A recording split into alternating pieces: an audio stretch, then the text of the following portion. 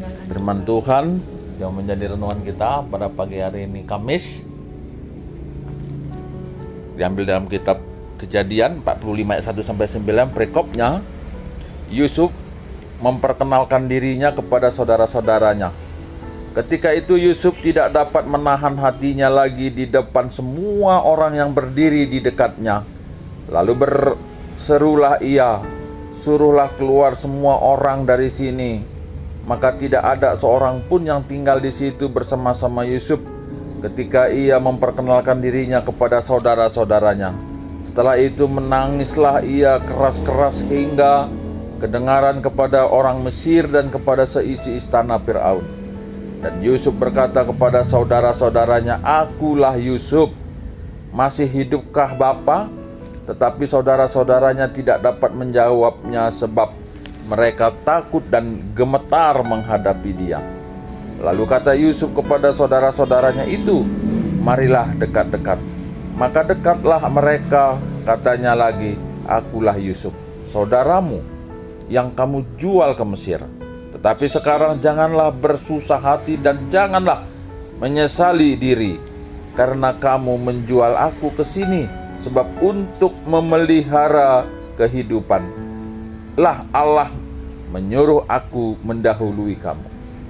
Karena telah 2 tahun ada kelaparan dalam negeri ini, dan selama 5 tahun lagi orang tidak akan membajak atau menuai. Maka Allah telah menyuruh aku mendahului kamu untuk menjamin kelanjutan keturunanmu di bumi ini dan untuk memelihara hidupmu, sehingga sebagian besar daripadamu tertolong.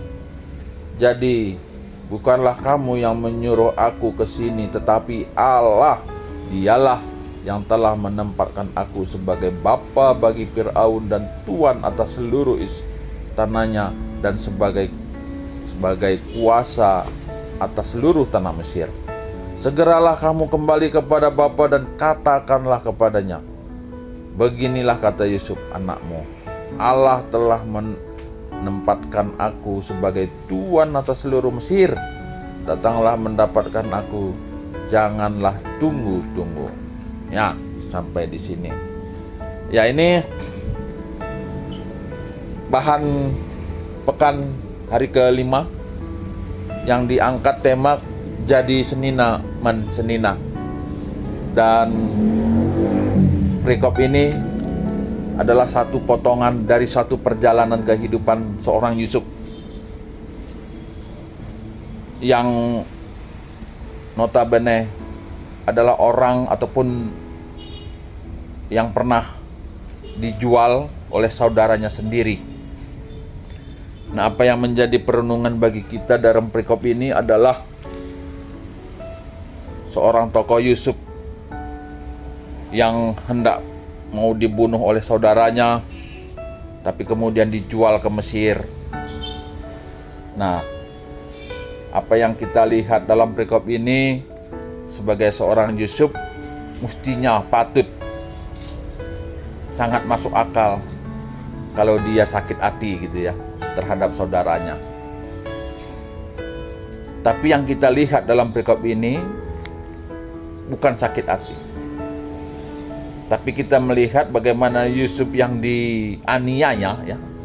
Kalau zaman sekarang istilahnya dibullying. Bukan dia malah sakit hati, tapi dalam perikop ini kita justru melihat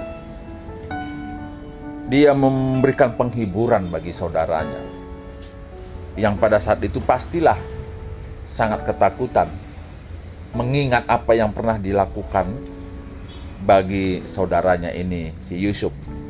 Nah, dalam kehidupan kita orang karo juga ini sering terjadi ya. Banyak terjadi perpecahan di antara keluarga, apalagi setelah orang tua tidak ada. Bisa jadi oleh karena pembagian harta benda yang tidak sesuai, atau mungkin juga oleh karena ketersinggungan, atau oleh karena faktor kehidupan ekonomi yang berbeda, sehingga ini membuat suatu perpecahan. Dan perpecahan yang terjadi menimbulkan sakit hati, yang istilah sekarang luka batin. Dan orang-orang yang seperti ini seringkali menimbulkan banyak masalah, baik dalam kehidupannya maupun dalam pergaulannya. Nah, jadi ada satu ilustrasi yang pernah terjadi di rumah sakit RSCM. Seorang ibu dibawa ke rumah sakit dengan kursi roda, dengan keluhan tidak dapat melihat. Kemudian dilakukan pemeriksaan oleh dokter mata, baik fisik matanya maupun saraf matanya, dikatakan tidak ada kelainan. Tapi ibu ini tidak bisa melihat. Dan kemudian setelah dicari tahu panjang lebar singkat cerita, ternyata ibu ini punya banyak masalah. Dengan kata lain, ada luka batin yang terjadi yang membuat ibu ini tidak bisa melihat. Nah, mungkin saat ini juga banyak ya orang-orang Kristen, orang-orang warga GBKP yang mengalami sakit penyakit bukan karena fisiknya yang lemah, bukan karena penyakit yang ada dalam tubuhnya, tapi salah satu mungkin luka batin yang terjadi. Mungkin faktor perselisihan di antara lingkungan keluarga, atau mungkin lingkungan tetangga, mungkin di tengah-tengah perpulungan, mungkin di tengah-tengah kehidupan bisnisnya, yang membuat timbulnya luka batin. Nah, ini perlu pemulihan, pelepasan. Tapi kita sayang warga GBKP tidak memahami itu. Walaupun cukup banyak buku-buku yang menjelaskan terkait dengan pemulihan luka batin ini. Buku-buku yang menjelaskan terkait dengan pengampunan yang membawa orang bebas merdeka oleh karena pengampunan itu.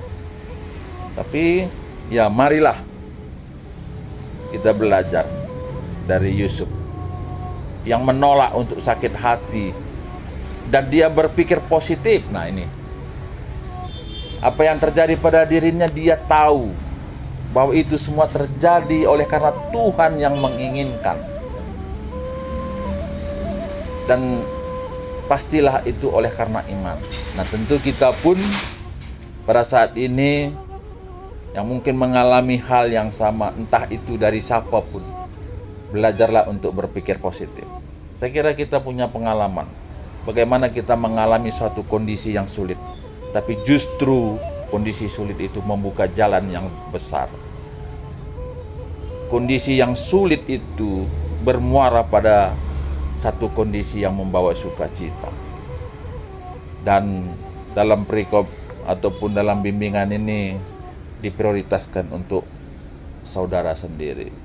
Ya, saya kira siapapun kita, seberapa besar pun masalah yang timbul, belajarlah kita dari seorang Yusuf yang menolak untuk sakit hati oleh karena sakit hati itu menghalangi berkat Tuhan. Tapi ketika Yusuf menolak untuk sakit hati, ada berkat Tuhan yang besar di tanah Mesir. Setiap kita ibadah selalu kita berdoa sebagaimana Tuhan mengajarkan pada murid. Ampunilah kami sebagaimana kamu mengampuni orang yang bersalah kepada kami. Apakah itu hanya semacam nyanyian syair yang kita ucapkan tanpa melihat maknanya, bahwa Tuhan akan mengampuni kita sebagaimana kita mengampuni orang-orang yang menyakiti kita. Marilah belajar untuk memahami bagaimana Tuhan menerima kita sebagai juru selamat yang mengangkat kita dari lumpur dosa pada kehidupan yang damai sejahtera. Tuhan telah mengikat kata di bata dengan simakai pencet. Haleluya. Amin.